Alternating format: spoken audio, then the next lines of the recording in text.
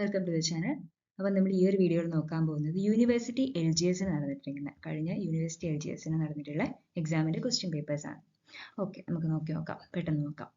First question, Indian സ്വാതന്ത്ര്യ സമരത്തിന്റെ അന്തിമ ലക്ഷ്യം പൂർണ്ണ സ്വരാജ് ആണെന്ന് പ്രഖ്യാപിച്ച കോൺഗ്രസ് സമ്മേളനം. അതെല്ലാവർക്കും അറിയാം, പൂർണ്ണ സ്വരാജ് അല്ലെ, ലാഹോർ കോൺഗ്രസ് സമ്മേളനമാണെന്നുള്ളത്. എല്ലാ ക്വസ്റ്റ്യൻ പേപ്പറിലും വരുന്നതാണ് ലാഹോർ സമ്മേളനം, നിർബന്ധമായിട്ടും പഠിക്കേണ്ടതാണ്. പിന്നെ ഗാന്ധിജിയുടെ നേതൃത്വത്തിൽ ഇന്ത്യൻ നാഷണൽ കോൺഗ്രസ് നടത്തിയ ആദ്യത്തെ ദേശീയ പ്രക്ഷോഭം, INCയുടെ ആദ്യത്തെ പ്രക്ഷോഭം ഏതായിരുന്നു ചോദിക്കുന്നത്. ഏതായിരുന്നു? നിസ്സഹകരണ സമരമായിരുന്നു. നിസ്സഹകരണ സമരമാണ് ഗാന്ധിജിയുടെ നേതൃത്വത്തിൽ ഇന്ത്യൻ നാഷണൽ കോൺഗ്രസ് നടത്തിയ ആദ്യത്തെ ദേശീയ പ്രക്ഷോഭം എന്ന് പറയുന്നത്. ഫോർവേഡ് ബ്ലോക്ക് ആരതാ? സുഭാഷ് ചന്ദ്രബോസിൻ്റെതാണ്. ഫോർവേഡ് ബ്ലോക്ക് എന്ന് പറയുന്നത് സുഭാഷ് ചന്ദ്രബോസുമായി ബന്ധപ്പെട്ടിട്ട് വരുന്നതാണ്. പാർട്ടിക്ക് രൂപം നൽകിയത്.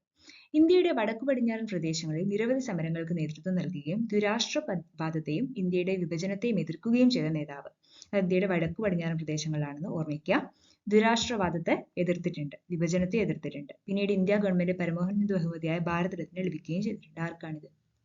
ഖാൻ അബ്ദുൽ ഖാഫർ ഖാൻ. ആരാണ്? നമ്മുടെ അതിർത്തി ഗാന്ധി അല്ല. അതിർത്തി ഗാന്ധി ആയിട്ടുള്ള ഖാൻ അബ്ദുൽ ഖാഫർ ഖാനാണ് ഇത് കിട്ടിയിട്ടുള്ളത്. ഓക്കെ, ഭാരതരത്ന ലഭിച്ചിട്ടുണ്ട്. ഈ ഒരു കാര്യം ഇതിനു വേണ്ടി പ്രവർത്തിക്കുകയൊക്കെ ചെയ്തെന്ന് പറയുമ്പോൾ ഓർമ്മ വരിക. ചുവടെ തന്നിരിക്കുന്നവയിൽ ആരാണ് ഇന്ത്യൻ സമരകാലത്തിലെ മിതവാദി നേതാക്കളിൽ ഉൾപ്പെടാത്തത്? മിതവാദി, നമുക്കറിയാം തീവ്രവാദിയിൽ വരുന്ന ഒരാളാണ് പാൽ എന്നൊക്കെ പറയുന്നത് അല്ലെ. ബാലഗംഗാധര തിലക്, ലാലാ ലജ്പത് റായ്, ബിപിൻ ചന്ദ്രപാൽ, അങ്ങനെയാണ് നമ്മൾ ലാൽ പാൽ എന്നൊക്കെ പറയുന്നത്. ബാലഗംഗാധര തിലക് അവരൊക്കെ ഇതാണ് എക്സ്ട്രീമിസ്റ്റ്, അല്ലെങ്കിൽ തീവ്രവാദ ഘട്ടത്തിൽ പെടുന്നതാണ് അല്ലെ, മിതവാദിയിൽ പെടുന്നതാണ് ബാക്കിയുള്ള കൊടുത്തിരിക്കുന്നവരൊക്കെ. അവരുടെ പേരും പഠിച്ചു വെച്ചോ, അപ്പൊ അങ്ങനെയാകുമ്പോൾ എളുപ്പത്തിൽ ചെയ്യാൻ പറ്റുമല്ലോ. സ്വത്തവകാശം മൗലികാവകാശങ്ങളിൽ നിന്ന് എടുത്തു കളഞ്ഞ ഭരണഘടനാ ഭേദഗതി ഏതാ? 44-ാം ഭരണഘടനാ ഭേദഗതിയാണ്. സ്വത്തവകാശം മൗലികാവകാശങ്ങളിൽ നിന്നും എടുത്തു കളഞ്ഞ ഭരണഘടനാ ഭേദഗതി എന്ന് പറഞ്ഞാൽ 44-ാം ഭരണഘടനാ ഭേദഗതിയാണ്. നെക്സ്റ്റ്, സംസ്ഥാനങ്ങളിലെ ഏറ്റവും ഉയർന്ന കോടതി. സംസ്ഥാനങ്ങളിലെ പ്രത്യേക ശ്രദ്ധിക്കുക, ഏറ്റവും ഉയർന്ന കോടതി എന്ന് മാത്രം ആലോചിക്കരുത്, സംസ്ഥാനങ്ങളിൽ നിന്ന് പ്രത്യേകം അവിടെ കൊടുത്തിട്ടുണ്ട്. അപ്പൊ ഏതായിരിക്കും? ഹൈക്കോടതി ആയിരിക്കും. നമുക്കറിയാം. ഭരണഘടനാ ഡ്രാഫ്റ്റിംഗ് കമ്മിറ്റിയുടെ അധ്യക്ഷൻ ആരായിരുന്നു? ഭരണഘടനാ ഡ്രാഫ്റ്റിംഗ് കമ്മിറ്റിയുടെ അധ്യക്ഷൻ ആരായിരുന്നു? Doctor BR Ambedkar. Doctor BR Ambedkar ആണെന്ന് അറിയാം. കോമൺ ക്വസ്റ്റ്യൻസ് ആണ് അധികവും അല്ലെ. ലോകത്തിലെ ഏറ്റവും വലിയ എഴുതപ്പെട്ട ഭരണഘടനയുള്ള രാജ്യം അതേതാണ്? നമ്മുടെ ഇന്ത്യയിലാണ്. ഇന്ത്യ തന്നെയാണ്. ഭരണഘടനയുടെ ആമുഖത്തിൽ സൂചിപ്പിച്ചിട്ടുള്ള അടിസ്ഥാന ലക്ഷ്യങ്ങളിൽ ഉൾപ്പെടാത്തത് ഏതാ? മൗലികാവകാശങ്ങളാണ്. സ്ഥിതിസമത്വം, റിപ്പബ്ലിക്കും പരമാധികാരവും ഒക്കെ നമ്മുടെ ആമുഖത്തിൽ സൂചിപ്പിച്ചിട്ടുണ്ട് അല്ലെ. പക്ഷെ മൗലികാവകാശങ്ങളെ കുറിച്ചിട്ടൊന്നും പറയുന്നില്ല. അപ്പൊ അതാണ് അവിടെ എന്ത് വരുന്നത്? അടിസ്ഥാന ലക്ഷ്യങ്ങൾ ഉൾപ്പെടാത്തത്. കൈസർ-e-ഹിന്ദ് പദവി ഗാന്ധിജി ബ്രിട്ടീഷ് ഗവൺമെന്റ് തിരികെ നൽകാനിടയായ സംഭവം ഏതാ? ജാലിയൻ വാലാബാഗ് കൂട്ടക്കൊല ബന്ധപ്പെട്ടിട്ടാണ് തിരിച്ചു കൊടുത്തിരുന്നത് അല്ലെ പദവി. നെക്സ്റ്റ്, ഇനി ക്ഷേത്ര നിർമ്മാണമില്ല, വിദ്യാലയ നിർമ്മാണമാണ് ഇന്ത്യ ജനതയ്ക്ക് വേണ്ടത്. പ്രധാന ദേവാലയം വിദ്യാലയം തന്നെയായിരിക്കണം എന്ന് പറഞ്ഞത് ആരാണ്? ശ്രീനാരായണ ഗുരുവാണ്. ഓർമ്മിക്കാം. SNDP സ്കൂൾ കോളേജസ് ഒക്കെ ഉണ്ടെന്നുള്ള മനസ്സിലാലോചിച്ചാൽ കിട്ടും. ചട്ടമ്പി സ്വാമികളുടെ യഥാർത്ഥ പേരെന്ത്? ചട്ടമ്പി സ്വാമികളുടെ എന്താ? അയ്യപ്പൻ എന്നാണ് വരുന്നത്. അയ്യപ്പൻ. ഓക്കെ, ചട്ടമ്പി സ്വാമികളുടെ യഥാർത്ഥ പേര് അയ്യപ്പൻ എന്നാണ്. പഴശ്ശി കലാപം അടിച്ചമർത്തിയ ബ്രിട്ടീഷ് സബ് കളക്ടർ ആരാണ്? ക്വസ്റ്റ്യൻ നന്നായി ശ്രദ്ധിക്കുക. പഴശ്ശി കലാപം അടിച്ചമർത്തിയ ബ്രിട്ടീഷ് സബ് കളക്ടർ ആരായിരുന്നു? Thomas Harvey Baber. Option A, Thomas Harvey Baber ആണ് പഴശ്ശി കലാപം അടിച്ചമർത്തിയ British sub collector. Thomas Harvey Baber. Next, American model അറബിക്കടൽ. ആ പേര് പറയുമ്പോൾ തന്നെ നമുക്ക് ഇതിന്റെ എന്തും കൂടി കിട്ടണം? പുന്നപ്ര വയലാർ സമരം എന്ന് കിട്ടണം. അതങ്ങനെ കിട്ടുമോ? നിങ്ങൾ പഠിച്ചിട്ടുള്ള ആൾക്കാരാണെങ്കിൽ പഠിച്ചു വരുന്നവരാണെങ്കിൽ പെട്ടെന്ന് കിട്ടും. നിങ്ങൾക്ക് വീഡിയോ ഇഷ്ടപ്പെടുകയാണെങ്കിൽ നിങ്ങളൊന്ന് ലൈക്ക് ചെയ്യണം. എന്തുകൊണ്ടാണെന്ന് വെച്ച് കഴിഞ്ഞാൽ നിങ്ങൾ ചെറിയ ചെറിയ ചാനൽസിനൊക്കെ വളരാനായിട്ട് നിങ്ങളുടെ സപ്പോർട്ട് നല്ല ആവശ്യമാണ്. ഞാൻ എല്ലാ വീഡിയോയിലും പറയുന്ന കാര്യമാണ്. അപ്പൊ നിങ്ങളൊന്ന് സപ്പോർട്ട് ചെയ്യുക വെച്ച് കഴിഞ്ഞാൽ ഒന്ന് ലൈക്ക് ചെയ്യുക. എന്തെങ്കിലും കമന്റ്, നിങ്ങൾ ഏതെങ്കിലും ക്വസ്റ്റ്യനിൽ ഡൗട്ട് ഉണ്ടെങ്കിൽ, അല്ലെങ്കിൽ ഏതെങ്കിലും വേറെ വീഡിയോസ് ചെയ്യണമെന്നുണ്ടെങ്കിൽ അതിന്റെ എന്താണ് കാര്യം എന്ന് വെച്ചാൽ അന്ന് കമന്റ് ചെയ്യുക. പിന്നെ ഏറ്റവും ഇമ്പോർട്ടൻ്റ് ആയിട്ട് സബ്സ്ക്രൈബ് ചെയ്ത് കഴിഞ്ഞാൽ വളരെയധികം വലിയ സപ്പോർട്ടായിരിക്കും അത്. ഓക്കെ, കേരള ഹൈക്കോടതി ചീഫ് ജസ്റ്റിസ് ആരാണ്? അടുത്ത ക്വസ്റ്റ്യനിലേക്ക് പോകാം. ഇപ്പോഴത്തെ ചീഫ് ജസ്റ്റിസും കൂടി നോക്കണേ. ഈ ക്വസ്റ്റ്യൻ വരുന്ന സമയത്തുള്ള ചീഫ് ജസ്റ്റിസ് ആരാണെന്നുള്ളതല്ല ചോദിക്കുന്നത്, ഇപ്പോഴത്തതാണ് നമ്മൾ പഠിച്ചു നോക്കുന്നത്. തൊട്ട് മുമ്പത്തെയും പഠിച്ചു നോക്കുന്നത് നല്ലതായിരിക്കും. നിതിൻ മധുകർ ജംദാർ അവരാണ് ഇപ്പോഴത്തെ ചീഫ് ജസ്റ്റിസ് എന്ന് പറയുന്നത്. ക്വസ്റ്റ്യൻ വരുന്ന സമയത്തുള്ളതല്ല ചോദിക്കുന്നത്. നിതിൻ മധുകർ ജംദാർ അവരാണ് ഇപ്പോഴത്തെ ഹൈക്കോടതി ചീഫ് ജസ്റ്റിസ്. നിതിൻ എന്ന് ഓർമ്മിച്ച് വെക്കുക. ആ ഒരു പേരെങ്കിലും ഓർമ്മിച്ച് വെച്ചാൽ നിങ്ങൾക്ക് വലിയ ഡൗട്ട് വരില്ലല്ലോ. അല്ലെങ്കിൽ ഏതെങ്കിലും ഇതിനിപ്പോൾ ഓർമ്മിക്കാനൊന്നുമില്ല. നിതിൻ ഓർമ്മിച്ച് വെച്ചേക്കാം. നിതിൻ മധുകർ ജംദാർ. കേരളത്തിലെ ആദ്യത്തെ സമ്പൂർണ്ണ ഡിജിറ്റൽ ജില്ല ഏതാണ്? തൃശ്ശൂരാണ് കേട്ടോ. ഓർമ്മിച്ച് വെക്കാം, കൺഫ്യൂസ്ഡ് ആയി പോകരുത്. കേരളത്തിലെ സമ്പൂർണ്ണ ഡിജിറ്റൽ ജില്ല തൃശ്ശൂരാണ്. ഇതിന്റെ ആൻസർ നമുക്ക് 16ാമത്തെ ഈ നടക്കുന്ന സമയത്ത് ഇവിടെ ആശിഷ് ജയേന്ദ്ര ദേശായി എന്നാണ് കൊടുത്തിരിക്കുന്നത്. പക്ഷെ ഇത് 2024 എന്ന ക്വസ്റ്റ്യൻ പേപ്പറാണ്. അപ്പൊ അതിലുള്ള പോലെ ആയിരിക്കില്ല ഇപ്പോൾ ഉണ്ടാവുക. അപ്പോൾ ഇപ്പൊ Nitin Madhukar Chamdar. Transfer of power in India ആരാണ് എഴുതിയത്? വി.പി. മേനോന്റേതാണ് അല്ലെ. 18ാമത്തെ ആൻസർ ഡി ആണ്. 18ാമത്തെ D, V P. Menon. Transfer of power in India എന്ന ഗ്രന്ഥത്തിന്റെ കർത്താവ് വി.പി. മേനോൻ. 19ാമത്തെ ക്വസ്റ്റ്യൻ ഏതാണ്? ഫ്രാൻസിന്റെ അധിനിവേശ പ്രദേശം പോണ്ടിച്ചേരി. ഫ്രാൻസ് പോണ്ടിച്ചേരിയാണ് അധിനിവേശ പ്രദേശം എന്ന് പറയുന്നത്. അല്ലെങ്കിൽ പോണ്ടിച്ചേരിയുടെ അധിനിവേശം നടത്തിയത് ആരാണ്? പോണ്ടിച്ചേരിയിൽ അധിനിവേശം നടത്തിയത് ആരാണ്? ഫ്രാൻസ് ആണ്. നെക്സ്റ്റ് 20ാമത്തെ ക്വസ്റ്റ്യൻ. സംസ്ഥാന പുനഃസംഘടനാ കമ്മീഷനിലെ മലയാളിയായ അംഗമാര്? സംസ്ഥാന പുനഃസംഘടനാ കമ്മീഷനിലെ മലയാളിയായ അംഗം കെ.എം. പണിക്കറാണ്. റൂർക്കേല ജർമ്മനി. റൂർക്കേല ഇരുമ്പുരുക്ക് വ്യവസായശാല ഏറ്റവും കൂടുതൽ റിപ്പീറ്റ് ചെയ്തിട്ടുള്ളത് റൂർക്കേലയാണ്. ഇരുമ്പുരുക്ക് വ്യവസായശാലകൾ എല്ലാ അധിക ക്വസ്റ്റ്യൻ പേപ്പേഴ്സിലും കാണാം. പക്ഷെ അതിൽ ഏറ്റവും കൂടുതൽ റിപ്പീറ്റ് ചെയ്തിട്ടുള്ളത് റൂർക്കേലയാണ്. ഇന്ത്യൻ ബഹിരാകാശ വകുപ്പിന്റെ ചൊവ്വ ദൗത്യത്തിന്റെ പേര് മംഗൾയാൻ അല്ലെ. അത് നിങ്ങൾ പഠിച്ചിട്ടുണ്ടാവും. മംഗൾയാനാണ് ഇന്ത്യൻ ബഹിരാകാശ വകുപ്പിന്റെ ചൊവ്വ ദൗത്യത്തിന്റെ പേര് എന്ന് പറയുന്നത്. നെക്സ്റ്റ് 2024 G20 ഉച്ചകോടി നടക്കുന്ന രാജ്യം. ഇപ്പൊ 2024 എന്ന ക്വസ്റ്റ്യൻ പേപ്പർ ആയതുകൊണ്ടാണ് അങ്ങനെ വന്നിരിക്കുന്ന ക്വസ്റ്റ്യൻ. എന്താണ് വരുന്നത്? ഉച്ചകോടി നടക്കുന്ന രാജ്യം, നടന്ന രാജ്യം ഏതാണ്? ബ്രസീലാണ് ആൻസർ വരുന്നത്. ഓപ്ഷൻ ബി, ബ്രസീലാണ് വരുന്നത്. ഓക്കെ. ചന്ദ്രയാൻ 3 ദൗത്യത്തിന്റെ റോവർ അറിയപ്പെടുന്നത് എന്താണ്? റോവറിന്റെ പേര് പ്രഗ്യാൻ അല്ലെ. റോവർ പ്രഗ്യാനാണ്. 24 ബി. 25ാമത്തെ ക്വസ്റ്റ്യൻ നല്ലോണം ആലോചിച്ചിട്ട് ഇതിൽ ശരിയായത് കണ്ടെത്താനാണ്. ഹിമാലയൻ പർവ്വതനിരയെ സംബന്ധിച്ച പ്രസ്താവനകളിൽ ശരിയായത് കണ്ടെത്തുക എന്നാ പറയുന്നത്. ജസ്റ്റ് ഒന്ന് നിങ്ങൾ നോക്കിയേ, ഞാൻ നോക്കുന്നതിന് മുൻപേ. ഹിമാലയൻ പർവ്വതനിരയിലെ ഏറ്റവും ഉയരം കൂടിയ നിര ഹിമാദ്രി. ശരിയാണ് അല്ലെ. ഹിമാദ്രിയാണ് ഏറ്റവും കൂടുതൽ ഉയരം കൂടിയെന്ന് നമുക്ക് പഠിച്ചിട്ടുണ്ട്. ലോകത്തിലെ ഏറ്റവും ഉയരമുള്ള കൊടുമുടിയായ മൗണ്ട് എവറസ്റ്റ് ഇന്ത്യയിൽ സ്ഥിതി ചെയ്യുന്നു. തെറ്റായിട്ടുള്ള പ്രസ്താവനയാണ്. അപ്പം 2 തെറ്റാണെന്ന് മനസ്സിലായാൽ തന്നെ നമുക്ക് എന്ത് ചെയ്യാം? ശരി എന്നുള്ളതാ. ഈ 3 ഓപ്ഷനും കട്ട് ചെയ്യാം, ബാക്കി കിട്ടും. സിന്ധു, ഗംഗ, ബ്രഹ്മപുത്ര എന്ന നദികൾ ഹിമാലയൻ നദികൾ എന്നറിയപ്പെടുന്നത്. അത് നമുക്ക് അറിയുന്നതിനാണ്. അത് വെച്ചിട്ടും ഫിൽറ്റർ ചെയ്യാൻ പറ്റും. 1, 3 ആണ് ഇവിടെ കറക്റ്റ് ആയിട്ടുള്ള ആൻസർ വരുന്നത്. ബാക്കി രണ്ടാമത്തെ തെറ്റാണ്. 26ാമത്തെ ക്വസ്റ്റ്യൻ നോക്കിയാൽ ശരിക്കും നോക്കാം. അതും ഇതേപോലെ തന്നെ ആലോചിച്ച് ചെയ്യേണ്ടതാണ്. 26 വരുന്നത് എന്താണെന്ന് നോക്കാം. 7 രാജ്യങ്ങൾ ഇന്ത്യയുമായി അതിർത്തി പങ്കിടുന്നു. ശരിയല്ലേ? ശരിയാണ്.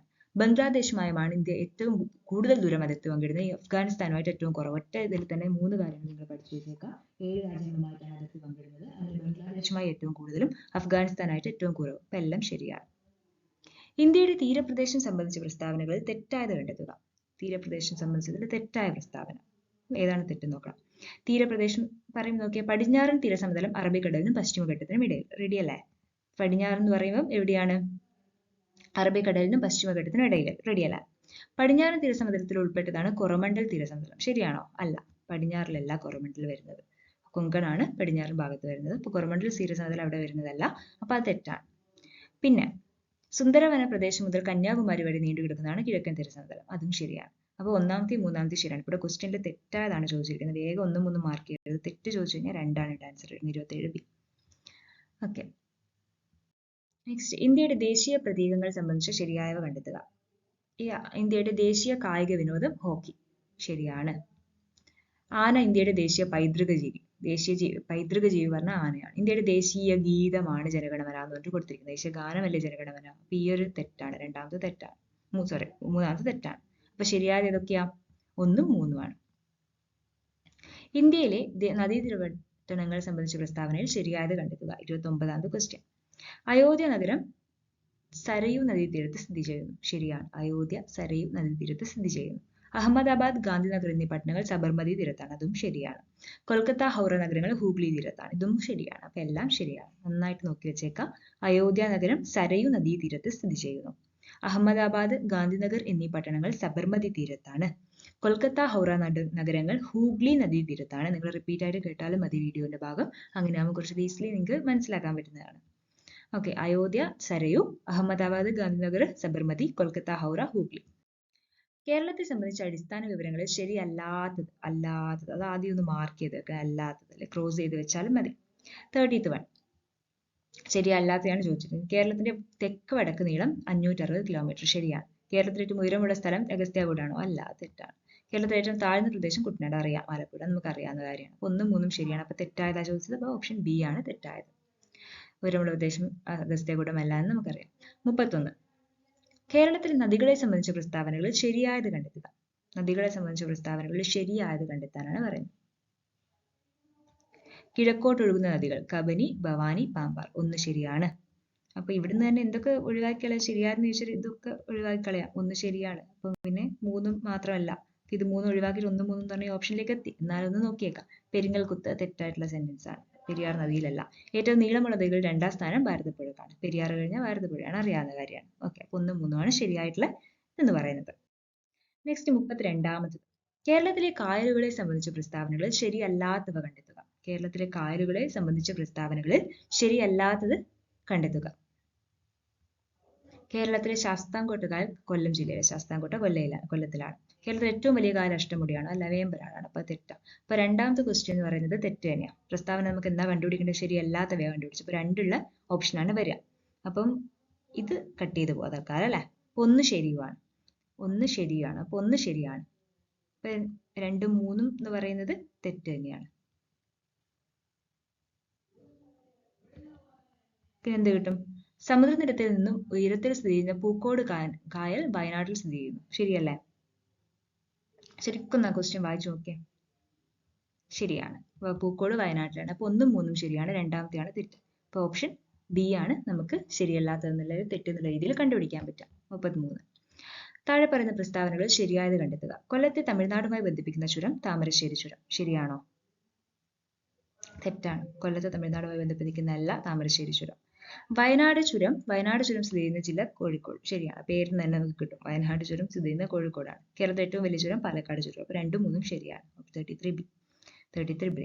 അപ്പൊ ശരിക്കും നോക്കിയാൽ അതിലൊക്കെ ബേസിക് ആയിട്ടുള്ള ക്വസ്റ്റ്യൻസ് ആണ്. അത് എപ്പോഴും ക്വസ്റ്റ്യൻസ് ഇങ്ങനെ LGSനും യൂണിവേഴ്സിറ്റി LGSനൊക്കെ വരുന്നതാണ്. മെയിൻ ആയിട്ടുള്ള വലിയ എക്സാമിന് വന്നില്ലെങ്കിലും ചെറിയ എക്സാമിലെ വലിയ ക്വസ്റ്റ്യൻസിൽ ചെറിയ പാർട്ടാക്കിയിട്ടൊക്കെ ചോദിക്കാൻ ചാൻസ് ഉണ്ട് സ്റ്റേറ്റ്മെന്റ്സിൽ.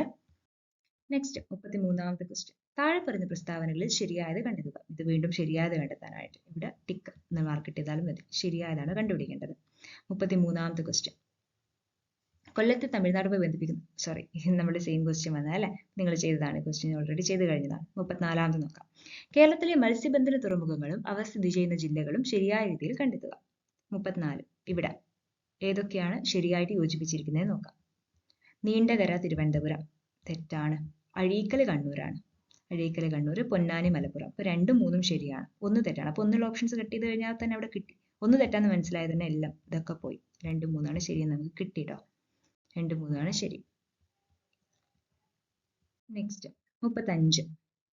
കേരളത്തിലെ ജലവൈദ്യുത പദ്ധതി സംബന്ധിച്ച് ശരിയായ പ്രസ്താവനകൾ കണ്ടെത്തുക. 35ാമത്തെ ക്വസ്റ്റ്യൻ. കേരളത്തിലെ വൈദ്യുത ഉൽപാദനത്തിന്റെ പ്രധാന സ്രോതസ്സ് ജലമാണ്. റെഡിയാണ്. അണക്കെട്ടുകളല്ല. കേരളത്തിലെ ആദ്യ ജലവൈദ്യുത പദ്ധതി പള്ളിവാസൽ. അതും ശരിയാണ്. കേരളത്തിലെ ഏറ്റവും വലിയ ജലവൈദ്യുതം ഇടുക്കിയാണ്. റെഡിയാണ്. അപ്പൊ 3ഉം ശരിയാണ്. എല്ലാം ശരിയാണ്. Option D. 36. കേരളത്തിലെ വന്യജീവി സങ്കേതങ്ങൾ അവ സ്ഥിതി ചെയ്യുന്ന ജില്ലകളും ശരിയായി യോജിച്ചവ. ഇവിടെയും ശരിയായിട്ട് യോജിച്ചവയാണ് നമുക്ക് കണ്ടുപിടിക്കേണ്ടത്. 36ാമത്തെ ക്വസ്റ്റ്യനിൽ. കരിമ്പുഴ മലപ്പുറം ആണോ? ശരിയാണ്. ഒന്ന് ശരിയാണ്. ചിമ്മിനി പാലക്കാട്. തെറ്റല്ലേ? ചിമ്മിനി പാലക്കാടാണ്. തെറ്റാണ്. അപ്പൊ രണ്ടാമത്തെ തെറ്റിയാൽ തന്നെ നമുക്ക് ഈ ഓപ്ഷനും പോയി, ഈ ഓപ്ഷനും പോയി. സെന്തുരണി കൊല്ലം. അത് ശരിയാണ്. അപ്പൊ 3 എന്തായാലും ശരിയാണ്. 1ഉം 3ഉം എന്തായാലും ശരിയാണ്. ഇവിടെയാണ് ഈ ഓപ്ഷനാണ് വരിക. റെഡി അല്ലേ? കിട്ടി. അവിടെ തന്നെ നമുക്ക് ആൻസർ കിട്ടി. ഫുള്ള് നോക്കേണ്ട ആവശ്യമൊന്നുമില്ല. അപ്പം തന്നെ കിട്ടി. തെറ്റായിട്ട് നമ്മൾ വെറുതെ വായിച്ച സമയം കളയേണ്ട ആവശ്യമില്ല. അതാണ് വേഗം പോകുന്നത്. ഇനിയിപ്പോൾ ഓരോന്നിന്റെയും ശരിയായ ഉത്തരങ്ങൾ അങ്ങനെ കൂടുതൽ എക്സ്പ്ലനേഷൻസും കാര്യങ്ങളും വേണമെങ്കിൽ നിങ്ങളൊന്ന് കമന്റ് ബോക്സിൽ ഇട്ടാൽ മതി. അപ്പോൾ ഏതെങ്കിലും ഒരു ടോപ്പിക്കിനെ കുറിച്ചിട്ട് വേണമെങ്കിൽ അങ്ങനെ ചെയ്യുന്നതാണ്. ഇനിയിപ്പം ഈ ഒരു രീതിയിൽ ക്വസ്റ്റ്യൻ പേപ്പർ ഭയങ്കര ഡീറ്റെയിൽഡ് ആയിട്ട് നോക്കണമെങ്കിൽ അങ്ങനെ ചെയ്യാം. ഇതിപ്പോൾ ടൈമിന്റെ പരിമിതി കൊണ്ട് വളരെ നീണ്ടു പോകണ്ട. നിങ്ങൾക്ക് പെട്ടെന്ന് പഠിക്കാൻ പറ്റുന്ന രീതിയിൽ പെട്ടെന്ന് നോക്കി പോവാം. PYQ എന്നുള്ള രീതിയിലാണ് ചെയ്യുന്നത്. വിശദമായിട്ട് നോക്കേണ്ട കണ്ടന്റ് വേണമെങ്കിൽ വിശദമായിട്ട് നോക്കാൻ വേണ്ടി നിങ്ങൾ കമന്റ് ചെയ്താൽ മതി. ഓക്കെ. 37ാമത്തെ ക്വസ്റ്റ്യൻ. സൈലന്റ് വാലി ദേശീയോദ്യാനം സംബന്ധിച്ച പ്രസ്താവനകളിൽ തെറ്റായത് കണ്ടെത്തുക. തെറ്റാതാണ് കണ്ടുപിടിക്കേണ്ടത്. വംശനാശ ഭീഷണി നേരിടുന്ന സിംഹവാലൻ കുരങ്ങുകൾ കാണപ്പെടുന്നത് നമുക്ക് എപ്പോഴും പഠിക്കുന്നതാണ്. അപ്പൊ ശരിയായിട്ടുള്ള സെന്റൻസ് ആണ്. അപ്പൊ ഒന്ന് തെറ്റ് എന്ന് പറയുന്നത് ഒഴിവായി കളയാം. ഇത് രണ്ടും ഒഴിവായി. സീവീഡുകൾ അപൂർവമായതുകൊണ്ടാണ് നിശബ്ദ താഴ്വര എന്ന് വിളിക്കുന്നത്. വളരെ കറക്റ്റ് ആണ്. അപ്പൊ ഇതും ശരിയാണ്. അപ്പൊ 2 ശരിയായിട്ടുള്ള സെന്റൻസ് ആണ്. അപ്പൊ 2 തെറ്റെന്ന് കൊടുത്തത് ഒഴിവായി കഴിഞ്ഞാൽ 3 മാത്രമാണെന്ന് മനസ്സിലാവും. തെറ്റായിട്ടുള്ളത്. അപ്പൊ ഇത് രണ്ടും ശരിയാണ്. അപ്പം ഇത് തന്നെ തെറ്റായിട്ടുള്ള സെന്റൻസ്. തെറ്റായിട്ടുള്ള സെന്റൻസ് നമ്മൾ വായിക്കണ്ട. എന്ത് പറയാം? വംശനാശ ഭീഷണി നേരിടുന്ന സിംഹവാലൻ കുരങ്ങുകൾ കാണപ്പെടുകയും ചെയ്യുകയും ചീവീടുകൾ അപൂർവമായതുകൊണ്ടാണ് സ്ഥലത്തിന് നിശബ്ദ താഴ്വര എന്ന പേര് വന്നത്. SCRT പാർട്ടാണ്. അപ്പോൾ SCRT നന്നായിട്ട് വായിച്ചു കഴിഞ്ഞാൽ എളുപ്പം കിട്ടുന്ന പാർട്ടാണ് ഇതല്ല. അത് വെറുതെ കളയരുത് മാർക്ക്. അപ്പോൾ കിട്ടി.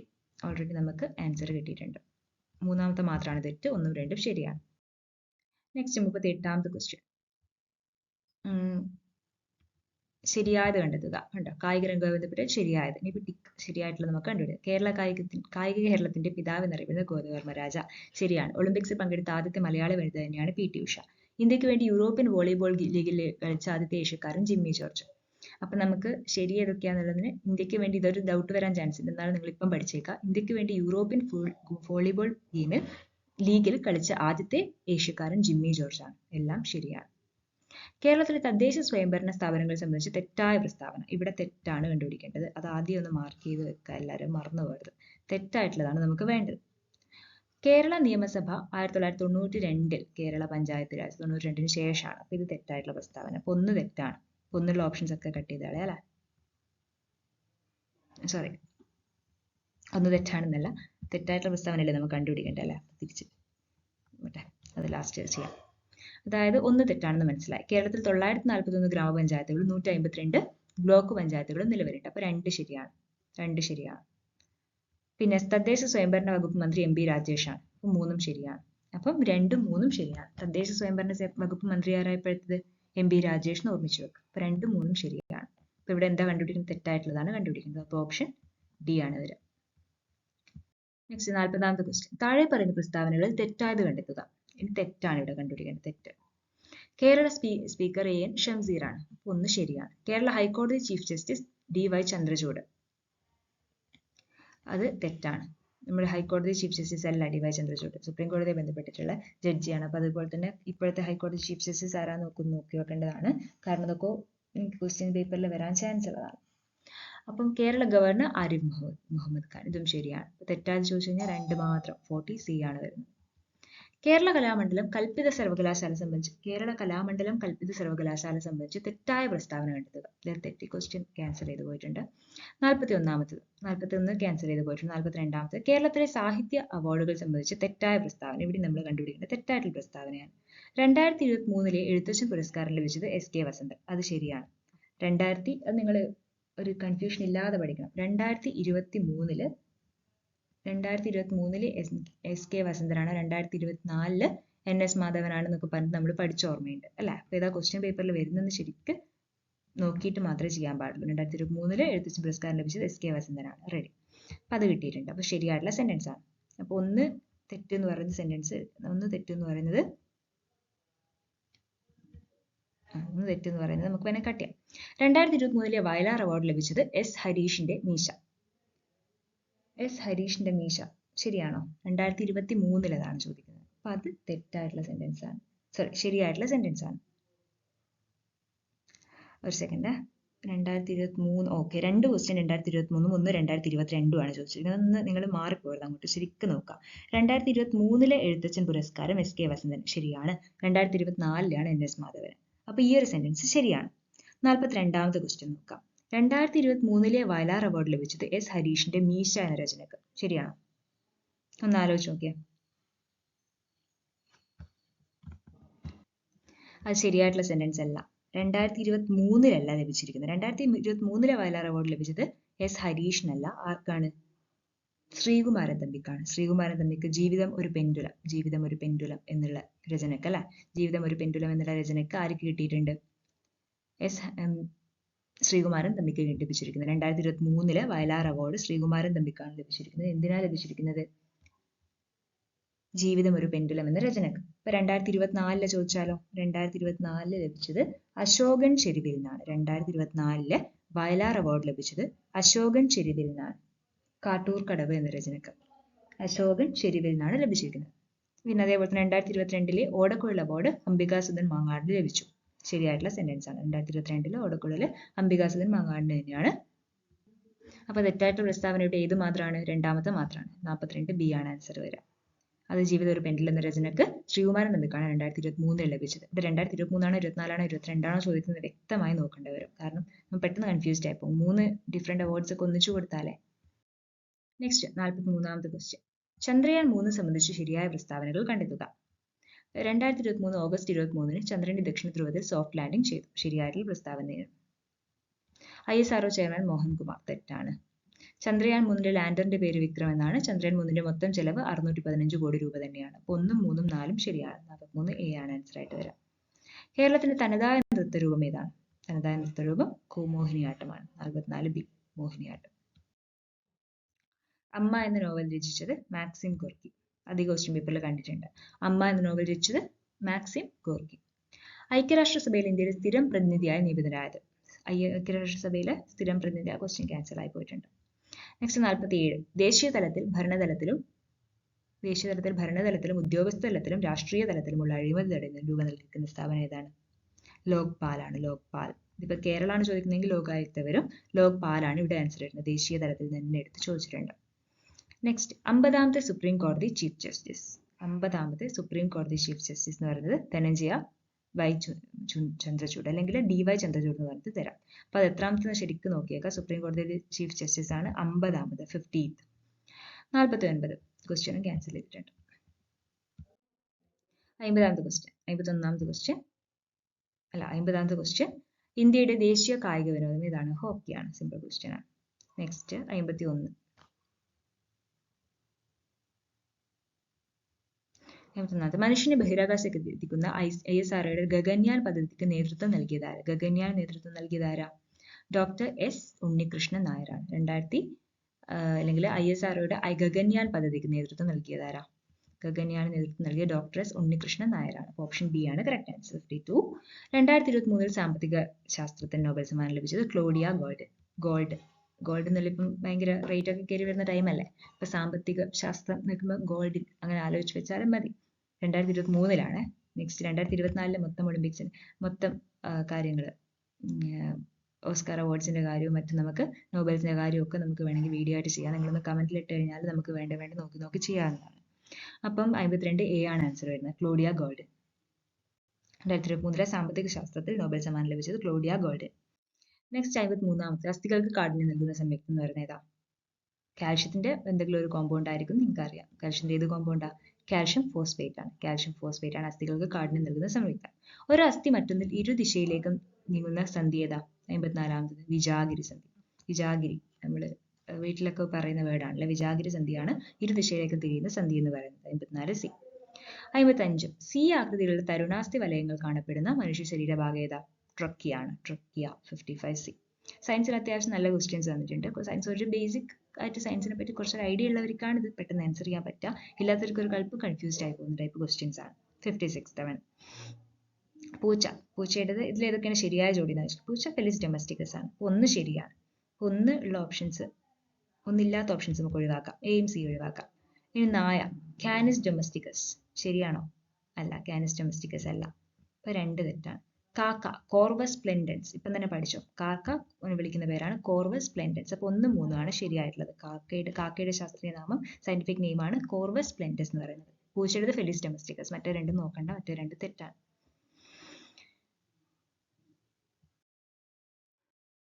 57ാമത്തെ ക്വസ്റ്റ്യൻ ജീവികൾ അതിന്റെ ഹൃദയ അറകളും.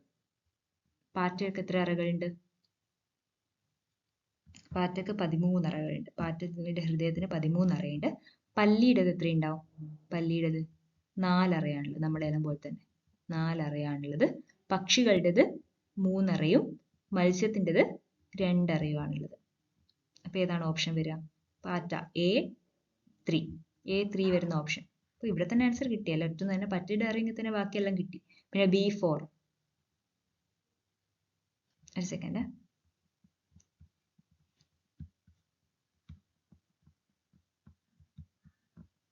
പല്ലിയും പാറ്റയൊക്കെ മിക്സ് ആയി പോയോ? ഒരു സെക്കൻഡ് നോക്കട്ടെ. ഒന്ന് കിട്ടിയാൽ തന്നെ ഇവിടെ ആൻസർ കിട്ടും. പാറ്റയുടെ കിട്ടിയാൽ തന്നെ നമുക്ക് എന്ത് കിട്ടും? A3 എന്ന് കിട്ടിയാൽ തന്നെ ഇവിടെ ആൻസർ ചെയ്യാൻ പറ്റും. ഓപ്ഷൻ C ആണെന്ന് ആൻസർ ചെയ്യാൻ പറ്റും. പിന്നെ എന്താ വരുന്നത്? പല്ലിയുടേത് 3. അങ്ങോട്ടും ഇങ്ങോട്ടും മാറിപ്പോകുന്നതാണ്. പല്ലിയുടേത് 3ഉം പക്ഷിയുടേത് 4ഉമാണ്. പക്ഷികൾക്കാണ് നമ്മളെ പോലെ വരുന്നത്, പല്ലികൾക്കല്ല. പക്ഷിയും പല്ലി എല്ലാം കൺഫ്യൂസ്ഡ് ആക്കേണ്ടിയിട്ടാണ് നിങ്ങൾക്ക് അങ്ങനെ ക്വസ്റ്റ്യൻ തരുന്നത്. അപ്പൊ പാറ്റ 13, പല്ലി 3, പക്ഷി 4, മത്സ്യം 2. അങ്ങനെ ആലോചിച്ച് നോക്കാം. അപ്പം പ്രശ്നം വരില്ല. എന്തെങ്കിലും ഒരു കണക്ഷൻ വെച്ച് നിങ്ങൾ ആലോചിക്കേണ്ടതാണ്. പാറ്റയ്ക്ക് വളരെ കൂടുതലാണെന്ന് ആലോചിച്ചാൽ മതി. പക്ഷി നമ്മൾ പറന്നു പോകുന്ന പക്ഷികൾ അങ്ങനെ ആലോചിക്കും നിങ്ങൾ. അതിനൊരു കോഡൊന്നും ആലോചിക്കേണ്ട ഒരു കാര്യമല്ല ഇത്. Okay, next.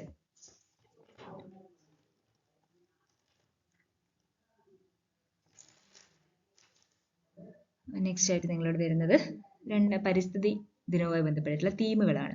ഇതിപ്പോൾ ഏത് വർഷത്തെ പരിസ്ഥിതി ദിനത്തിന്റെ തീമാണെന്നാണ് ചോദിക്കുന്നത്. അപ്പോൾ എല്ലാ വർഷത്തെയും നമ്മൾ പഠിക്കണം എന്നാണ് അവർ ഉദ്ദേശിക്കുന്നത്. എല്ലാ വർഷത്തെയും നോക്കിയേക്കാം. 2023-ലേതാണ് ഇത്. ഇവിടെ കൊടുത്തിരിക്കുന്ന 2023-ലേതാണ്. പ്ലാസ്റ്റിക് മലിനീകരണത്തെ തോൽപ്പിക്കുക എന്നുള്ളതാണ് 2023-ലേത്. 2024-ല് വരുന്നത് our land our future we are generation restoration വരുന്നത്. അവർ ലാൻഡ് അവർ ഫ്യൂച്ചർ എന്ന് പറഞ്ഞിട്ടുള്ളത് നമ്മുടെ ഭൂമി നമ്മുടെ ഭാവി എന്നൊക്കെ പറഞ്ഞു വരുന്നതാണെങ്കിൽ 2024 ഓർമ്മിക്കുക. നമ്മുടെ ഭൂമി നമ്മുടെ ഭാവി അങ്ങനെയൊക്കെ വരുന്നത്. എൻഡിങ് പ്ലാസ്റ്റിക് പൊല്യൂഷൻ അവസാനിപ്പിക്കുക എന്നുള്ള രീതിയിൽ വരികയാണെങ്കിൽ 2025 ലേറ്റസ്റ്റ്. ഭൂമിയിൽ എന്ത് ഒഴിവാക്കുക അല്ലെങ്കിൽ ഒഴിവാക്കുക എന്ന് പറയുന്നതാണ് പ്ലാസ്റ്റിക് പൊല്യൂഷൻ, മലിനീകരണം. പ്ലാസ്റ്റിക് മലിനീകരണം നിർത്തലാക്കുക എന്നൊക്കെ പറയുന്ന രീതിയിൽ വരുന്നതാണ് ഏത് വരുന്നത് 2025. മറ്റേത് പ്ലാസ്റ്റിക് മലിനീകരണത്തെ തോൽപ്പിക്കുക എന്ന് വരുന്നതാണ് 2023. രണ്ടും കൺഫ്യൂസ്ഡ് ആയി പോകരുത്. 2024 കൺഫ്യൂഷൻ ആവില്ല. അവർ ലാൻഡ് അവർ ഫ്യൂച്ചർ എന്നൊക്കെ പറഞ്ഞു വരുന്നതാണ് 2024. 59. സങ്കര ഇനം തക്കാളി അല്ലാത്തത് ഏത്? അല്ലാത്ത പഠിക്കുന്നതിൽ നല്ലത് ആണ്. ഉള്ളത് പഠിച്ചേക്കാം. സങ്കര ഇനം തക്കാളികളിൽ വരുന്നത് ഏതൊക്കെയാന്ന് പഠിച്ചേക്കാം. മുക്തിയും അനഘയും അക്ഷയമാണ്. മുക്തി, അനഘ, അക്ഷയ. ഓപ്ഷൻ ഡി ആണ് ഇവിടെ കറക്റ്റ്. അല്ലാത്തല്ലേ ചോദിച്ചത്. മുക്തിയും അനഘയും അക്ഷയമാണ് സങ്കര ഇനം തക്കാളിയിൽ വരുന്നത്. മുക്തി, അനഘ, അക്ഷയ.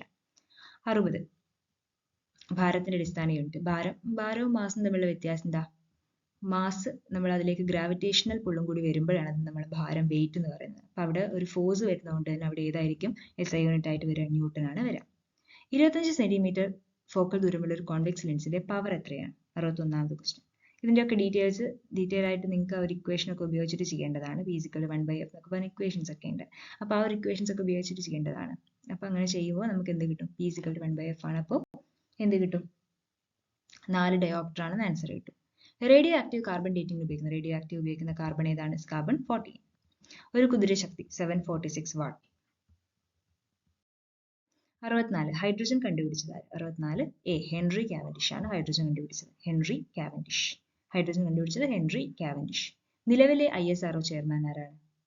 നിലവിലെ ISRO chairman S. Somanath. Chandrayaan 3-ന്റെ ദൗത്യത്തിലെ പ്രധാന റോവറിന്റെ പേര്? പ്രഗ്യാൻ. ലാൻഡറും റോവറും പഠിക്കണം. ലാൻഡർ വിക്രവും റോവർ പ്രഗ്യാനുമാണ്. 66 ബി ആണ് വരുന്നത്. 67. സംസ്ഥാന സർക്കാർ ആരംഭിച്ച ജീവിതശൈലി രോഗനിയന്ത്രണ പദ്ധതിയുടെ പേര് ഏതാണ്? നാലൊന്ന് വായിച്ചു നോക്കിയേ. ശ്രുതിതരംഗം അല്ല. പിന്നെ ഏതാ? ജീവിതശൈലി രോഗനിയന്ത്രണത്തിന് ഏതാണ്? അമൃതം ആരോഗ്യമാണ്. ജീവിതശൈലി രോഗനിയന്ത്രണ പദ്ധതിയുടെ പേരാണ് അമൃതം ആരോഗ്യം. ആരോഗ്യം നല്ലോണം നോക്കണം എന്ന് മനസ്സിൽ ആലോചിച്ചാൽ മതി. ജീവിതശൈലി അസുഖങ്ങൾ വരും. മര്യാദക്ക് നമ്മൾ ഫുഡ് മാത്രമല്ല നമ്മുടെ ലൈഫ് സ്റ്റൈലിൽ ചേഞ്ചസ് വരുത്തിയിട്ടില്ലെങ്കിൽ അമൃതം ആരോഗ്യം എന്ന് പറയുന്ന കാര്യം ആരോഗ്യം പോകും അങ്ങ് ആലോചിക്കണം. എങ്ങനെയെങ്കിലും അത് ആലോചിച്ചിട്ട് അവർ കണക്ഷൻ ചെയ്യുക. 68ാമത്തെ ക്വസ്റ്റ്യൻ. ഇതിൽ ഏതൊക്കെയാണ് ശരിയായ ജോഡികൾ എന്ന് പറയുന്നത്? വായുവിലെ പകരുന്ന രോഗങ്ങളുമായി ബന്ധപ്പെട്ട ശരിയായ ജോഡി. വായുവിലൂടെ പകരുന്ന രോഗങ്ങൾ എന്ന് പറയുന്നത് നമുക്ക് എങ്ങനെയാണ് ഇപ്പം പഠിക്കാൻ എളുപ്പം? വായുവിലൂടെ പകരുന്നത് ഓർമ്മിക്കാനുള്ള എന്തെങ്കിലും? ചിക്കൻ ബോക്സും കോളറയും എന്നല്ല നമുക്കറിയാം. കോളറയൊക്കെ എങ്ങനെയാണ് വരുന്നത്? ജലത്തിലൂടെ ഒക്കെ വരുന്നത്. അപ്പൊ ഇതൊക്കെ ഓപ്ഷനൊക്കെ കട്ട് ചെയ്ത് പോവാം. മന്ത് വായുവിലൂടെ പകരുന്നതല്ലല്ലോ. ഇതിൽ ക്ഷയമാണ് വരുന്നത് അല്ലെ? ക്ഷയരോഗികളുടെ എന്നൊക്കെ പറഞ്ഞിട്ട് നമ്മൾ പഠിക്കുന്നുണ്ട്. അപ്പൊ ക്ഷയം, ചിക്കൻ ബോക്സ് എന്നുള്ളതാണ് ഓപ്ഷൻ. അപ്പൊ 3 മാത്രമാണ് ശരിയെന്ന് വരുന്നത്. മന്തും വരുന്നില്ല, കോളറിയും വരുന്നില്ല. അങ്ങനെയൊക്കെ നമുക്ക് ആലോചിച്ച് കഴിഞ്ഞാൽ എന്ത് മനസ്സിലാക്കാൻ പറ്റും? ആ ഒരു ഓപ്ഷനാണ് കറക്റ്റ് ആയിട്ടുള്ള ജോഡി വരുന്നത്. ക്ഷയം, ചിക്കൻ ബോക്സ്. നെക്സ്റ്റ് വരുന്ന 69ാമത്തെ ക്വസ്റ്റ്യൻ ആണ്. സിറോപ്താൽമിയ എന്ന രോഗം ഉണ്ടാക്കുന്ന ഏത് വിറ്റാമിന്റെ തുടർച്ചയായ അഭാവം മൂലമാണ്? 69. Vitamin A. നൈറ്റ് ബ്ലൈൻഡ്നെസ്സും ഒക്കെ ഇതുമായിട്ട് ബന്ധപ്പെട്ടതാണ്. വിറ്റാമിൻ എയുമായിട്ട്. കേന്ദ്ര സർക്കാരിന് കീഴിൽ ആയുഷ് മന്ത്രാലയം രൂപീകരിച്ചത്? കുറെ കാലമായിട്ട് അതൊക്കെ നമ്മൾ ആലോചിക്കുമ്പോൾ ഇപ്പൊ അടുത്താണെന്ന് ആലോചിക്കുക. ആയുഷ് മന്ത്രാലയം രൂപീകരിച്ചതൊക്കെ 2014 നവംബർ 9-നാണ്. ഇപ്പം വേണമെങ്കിൽ ചോദിക്കാം. 2024 ക്വസ്റ്റ്യൻ പേപ്പറിൽ ചോദിച്ചാണ് 2014 ഉണ്ടാക്കിയ ആയുഷ് മന്ത്രാലയത്തെ കുറിച്ച്. 2014 നവംബർ 9. ഗ്ലൂക്കോമ ശരീരത്തിന്റെ ഏതാ അവയവം? ഗ്ലൂക്കോമ കണ്ണല്ല. ഗ്ലൂക്കോമ പ്രഷറുമായി ബന്ധപ്പെട്ട് വരുന്നതാണ്, കണ്ണില. നെക്സ്റ്റ്. ഇന്ത്യൻ ഹരിത വിപ്ലവത്തിന്റെ പിതാവായ MS സ്വാമിനാഥൻ അന്തരിച്ച ഡേറ്റ് ഓർമ്മിച്ച് വെച്ചേക്കാം. അതധികം ചോദിക്കും. 2023 സെപ്റ്റംബർ 28. 2023 സെപ്റ്റംബർ 28. ചുവടെ കൊടുത്തിരിക്കുന്നതിൽ വൈറസ് രോഗം അല്ലാത്തത്? വൈറസ് രോഗം അല്ലാത്തത് എലിപ്പനിയാണ്. ബാക്കിയൊക്കെ എയ്ഡ്സും ചിക്കൻ ഗുനിയും ഡെങ്കിപ്പനിയും ഒക്കെ വൈറൽ ഇൻഫെക്ഷൻസ് ആണ്. എലിപ്പനി അല്ല. അപ്പൊ ഇത് വൈറൽ ഇൻഫെക്ഷൻസ് പഠിക്കാനായിട്ടൊരു കോഡ് ഉണ്ട് കേട്ടോ. Crazy happy individuals run miles during heavy vacation. അതിൽ നിന്ന് ക്രേസി ഓർമ്മിച്ച് വെച്ചേ. Crazy happy individuals. അപ്പൊ ക്രേസിയിൽ നിന്ന് എന്ത് കിട്ടും? Corona virus. ഹാപ്പിയിൽ നിന്നും എന്ത് കിട്ടും? HIV. ഇൻഡിവിജ്വൽസിൽ നിന്ന് എന്ത് കിട്ടും? ഇൻഫ്ലുവൻസ. റൺ, റണ്ണിൽ നിന്നും ആറിൽ നിന്ന് എന്ത് കിട്ടും? റേബീസ്. മൈൽസ്, എമ്മിൽ നിന്ന് എന്ത് കിട്ടും? മീസൽസ്. ഡ്യൂറിങ്, ഡി, ഡ്യൂറിങ്ങിൽ എന്ത് കിട്ടും? ഡെങ്കി. ഹെവിയിൽ നിന്നും എന്ത് കിട്ടും? ഹെപ്പറ്റൈറ്റിസ്. വെക്കേഷനിൽ നിന്ന് എന്ത് കിട്ടും? വാരിസെല്ല. അപ്പൊ അതായത് crazy happy individuals, crazy happy individuals run miles during heavy vacation. Crazy happy individuals run miles during heavy vacation. ഞാൻ ഷോർട്സ് ആയിട്ടും മറ്റും ഈ ഒരു ചാനലിൽ കുറച്ച് വീഡിയോസ് ഒക്കെ ഇങ്ങനത്തെ ഷോർട്ട് ആയിട്ടുള്ള കാര്യങ്ങൾ പെട്ടെന്ന് പഠിക്കാൻ പറ്റുന്ന കോഡ്സ് ഒക്കെ വെച്ചിട്ട് അപ്ലോഡ് ചെയ്യുന്നുണ്ട്. നിങ്ങൾ സബ്സ്ക്രൈബ് ചെയ്യുകയാണെങ്കിൽ നിങ്ങൾക്ക് അത് വീഡിയോസ് നോർമലി നിങ്ങളുടെ ഫീഡിൽ വരും. ആ സമയത്ത് തന്നെ പഠിച്ച് പോവാം. പിന്നെ നിങ്ങൾ സെർച്ച് ചെയ്ത് കണ്ടുപിടിക്കുമ്പോഴേക്ക് കുറേ സെർച്ച് ചെയ്യേണ്ടതായിട്ട് വരും. ഇതാകുമ്പോൾ പെട്ടെന്ന് നിങ്ങളുടെ ഫീഡ്സിലേക്ക് വന്നോളും. അപ്പോൾ ഒന്ന് സബ്സ്ക്രൈബ് ചെയ്ത് കഴിഞ്ഞാൽ നിങ്ങൾക്ക് അങ്ങനെ കിട്ടാനും കുറച്ചുകൂടി ഒരു ചാൻസ് കൂടുതലാണ്. അപ്പം നിങ്ങൾക്ക് ഞാൻ അങ്ങനത്തെ വീഡിയോസ് അപ്ലോഡ് ചെയ്യുന്നുണ്ട്, കുറച്ചായിട്ട് ചെയ്യുന്നുണ്ട്, ഇനിയും ചെയ്യാൻ വിചാരിക്കുന്നുണ്ട്. അപ്പോൾ ഇവിടെ നോക്കിയാൽ ക്രേസി എന്ന് പറയുമ്പോൾ കൊറോണ വൈറസ്, എച്ച് എന്ന് പറയുമ്പോൾ HIV, I influenza, R rabies, M measles, D dengue, H ഏതാണ് വരും? അപ്പോൾ അടുത്ത H hepatitis, V vacation. Crazy happy individuals run miles during heavy vacations. Next, താഴെ പറയുന്നവയിൽ ജീവിതശൈലി രോഗങ്ങളിൽ പെടാത്തത് ഏതായിരിക്കും? ശരിക്കും നോക്കിയാൽ പെട്ടെന്ന് കിട്ടും. മലേറിയ അല്ലെ? മലേറിയ ഇങ്ങനെ വരുന്നതെല്ലാം നിങ്ങൾക്ക് ആലോചിച്ചാലും കിട്ടുന്നതാണ്. മാനസികാരോഗ്യ വിമുക്തരായവരുടെ പുനരധിവാസത്തിനുള്ള സർക്കാരിന്റെ പുനരധിവാസ പദ്ധതിയുടെ പേര്. പുനരധിവാസ പദ്ധതി ഏതായിരുന്നു? എന്റെ വീടാണോ, എന്റെ കൂടാണോ, എങ്ങനെയാണ് നമ്മൾ പഠിച്ചത്? സ്നേഹക്കൂടാണ്, സ്നേഹക്കൂട്. മാനസികാരോഗ്യ വിമുക്തരായവരുടെ പുനരധിവാസത്തിനായിട്ടുള്ള സർക്കാരിന്റെ പുനരധിവാസ പദ്ധതിയുടെ പേര് എന്ന് പറയുന്നത് സ്നേഹക്കൂടാണ്. Snehakkoodu. 75B. Corona virus വകഭേദമായ Omicron ആദ്യമായി റിപ്പോർട്ട് ചെയ്തത് എവിടെയാ? ഒമിക്രോൺ സൗത്ത് ആഫ്രിക്കയിലാണ് ഒമിക്രോൺ ആദ്യമായി റിപ്പോർട്ട് ചെയ്തത്. ഭയങ്കര സ്പ്രെഡ് ചെയ്യുന്നതാണൊക്കെ പഠിച്ചത്, നമ്മൾ പഠിച്ചതല്ലേ. ചുവടെ കൊടുത്തതിൽ ശ്വാസകോശ രോഗമല്ലാത്തത് ഏതാണ്? എംഫിസീമ അതെ, ആസ്മ അതെ, ബ്രോങ്കൈറ്റിസ് അതെ, നെഫ്രൈറ്റിസ്. നെഫ്രൈറ്റിസ് ആരെ ബാധിക്കുന്നതാ? കിഡ്നിയെ ബാധിക്കുക. നെഫ്രോണിന് കിഡ്നിയായിട്ട് ബന്ധപ്പെട്ട് വരുന്നതാണ് നെഫ്രൈറ്റിസ്.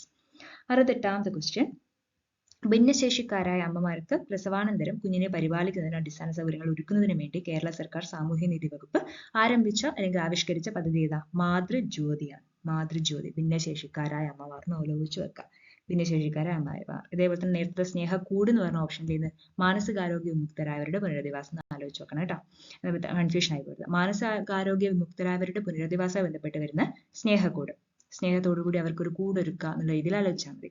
ഇവിടെ ഭിന്നശേഷിക്കാരായ അമ്മമാരാണ്. അമ്മമാര്, മാതൃജ്യോതി, ഒരു അങ്ങനെ രീതിയിൽ ആലോചിച്ച് വെക്കാം. മാതൃജ്യോതി. 69. കേരളത്തിലെ ഏറ്റവും വലിയ മനുഷ്യ ശരീരത്തിലെ ഏറ്റവും വലിയ അവയവം ഏതാണ്? ത്വക്കാണ്. Easy question. 80th one പെട്ടെന്ന് നോക്കിക്കോ, പെട്ടെന്ന് ആൻസർ ചെയ്യാൻ പറ്റും. നോക്കിയേ. എലിപ്പനി, ഫംഗസ്. തെറ്റാണ്. ശരിയായ ജോഡിയോ കണ്ടുപിടിക്കുന്നത്. ക്ഷയം, ബാക്ടീരിയ. ഇപ്പൊ 2 ശരിയാണ്. വട്ടച്ചൊറി, പ്രൊട്ടസോവ. തെറ്റാണ്. നിപ്പ വൈറസ് എല്ലാവർക്കും അറിയാം. 4 എന്തായാലും ഉണ്ടെന്ന് നിങ്ങൾക്കറിയാം. 4 എന്തായാലും ഉണ്ടെന്ന് അറിയാം. അപ്പൊ ഈ 2 ഓപ്ഷൻ എന്തായാലും ആദ്യം പോയത് തന്നെയാണ്. ഇവിടെ ഇപ്പൊ 2ഉം 4ഉം ആണ് ആൻസർ ആയിട്ട് വരുന്നത്. 80D ആണ് ആൻസർ ആയിട്ട് വരുന്നത്. നെക്സ്റ്റ് മാത്സ് ക്വസ്റ്റ്യൻസ് ആണ് വരുന്നത്. അപ്പൊ മാത്സിലെ ക്വസ്റ്റ്യൻസ് എക്സ്പ്ലനേഷൻ എന്ന് പറഞ്ഞാൽ ഭയങ്കരമായിട്ട് വീഡിയോ നീണ്ടുപോകുന്നുണ്ട്. അപ്പൊ നിങ്ങളുടെ ആൻസേഴ്സ് മാത്രം പറയാം. ഇനി എക്സ്പ്ലനേഷൻ വീഡിയോ വേണമെങ്കിൽ നിങ്ങളൊന്ന് കമന്റ് ഇടുക, അല്ലെങ്കിൽ ഏതെങ്കിലും ഒരു ക്വസ്റ്റ്യൻ്റെ എക്സ്പ്ലനേഷൻ ആണ് വേണ്ടതെങ്കിൽ അത് സെപ്പറേറ്റ് ആയിട്ട് ചെയ്യാം. ഏത് രീതിയിലായാലും കുഴപ്പമില്ല. PYQ വേറെ സെഷനായിട്ട് പ്ലേലിസ്റ്റ് ആക്കുന്നുണ്ട്. അതേപോലെ തന്നെ PYQയുടെ ഒരു പ്ലേലിസ്റ്റ് ആക്കുന്നുണ്ട്. PYQ 2024 ഒരു പ്ലേലിസ്റ്റ് ആക്കുന്നുണ്ട്. 2025 സെപ്പറേറ്റ് പ്ലേലിസ്റ്റ് ആക്കുന്നതാണ്. അപ്പോൾ റീസെന്റ് ക്വസ്റ്റ്യൻ പേപ്പേഴ്സ് നിങ്ങൾക്ക് വേറെ എവിടെ ഓടി നടക്കേണ്ട ആവശ്യമില്ല. ഈ ഒരു വീഡിയോ തന്നെ അപ്ലോഡഡ് ആവുന്നതാണ് 2025. പിന്നെ നിങ്ങൾക്ക് വരാൻ പറ്റുന്നത് മാത്സിലെ ട്രിക്സും മാത്സിലെ ക്വസ്റ്റ്യൻസും ആയിട്ട് എപ്പോഴും കൺഫ്യൂഷൻ ആയി വരുന്നത്, എപ്പോഴും ക്വസ്റ്റ്യൻ വരാൻ ചാൻസ് ഉള്ളതായിട്ടുള്ളത് 2 മിനിറ്റ് 3 മിനിറ്റ് വീഡിയോ ആയിട്ട് അതും ചെയ്യാൻ ഉദ്ദേശിക്കുന്നുണ്ട്. അപ്പോൾ നിങ്ങൾക്ക് ഇതിൻ്റെയൊക്കെ എക്സ്പ്ലനേഷൻസ് വേണമെങ്കിൽ, ഇപ്പോൾ തന്നിരിക്കുന്ന ക്വസ്റ്റ്യൻ എക്സ്പ്ലനേഷൻ ഏതെങ്കിലും വേണമെങ്കിൽ ഒന്ന് കമന്റിൽ ഇടാം. അതിനനുസരിച്ച് ചെയ്യാൻ പറ്റും. നിങ്ങൾ കമന്റ് ഇട്ടാലേ ഇതൊക്കെ വേണമെന്ന് മനസ്സിലാവും. 25 square into first square 80 answer മാത്രമേ പറയുന്നുള്ളൂ. 81st question B. 82 C. 83 cancel ആയിപ്പോയ ക്വസ്റ്റ്യൻ ആണ്. 84 എ. 85 ക്യാൻസൽ ആയിപ്പോയ ക്വസ്റ്റ്യൻ ആണ്. 86 B. 87 C. 88 D. 89 D. 90 B. 91 A. 92 B. 93A, 94D, 95A, 96C, 97A, 98D, 99A, 100D. ഇങ്ങനെയാണ് ആൻസർ വരുന്നത്. ഞാൻ മാത്സിന്റെ എക്സ്പ്ലനേഷനും ക്വസ്റ്റ്യൻ ഒന്നും വായിച്ചിട്ടില്ല. ജസ്റ്റ് നിങ്ങൾ ചെയ്ത് നോക്കുക. കിട്ടാത്ത ക്വസ്റ്റ്യൻ ഉണ്ടെങ്കിൽ ഒന്ന് കമന്റ് ഇടുക. അപ്പോൾ വീഡിയോ നിങ്ങൾക്ക് ഇഷ്ടപ്പെട്ടിട്ടുണ്ടെങ്കിൽ ഒന്ന് ലൈക്ക് ചെയ്ത് സപ്പോർട്ട് ചെയ്യുക. പിന്നെ എന്ത് ചെയ്യാൻ പറ്റുമെങ്കിൽ നിങ്ങളൊന്ന് സബ്സ്ക്രൈബ് ചെയ്യുക. ചാനൽ ഒന്ന് സപ്പോർട്ട് ചെയ്ത് കഴിഞ്ഞാൽ നന്നായിട്ട് വീഡിയോസ് ചെയ്യാൻ പറ്റുന്നതാണ്. Okay, thank you.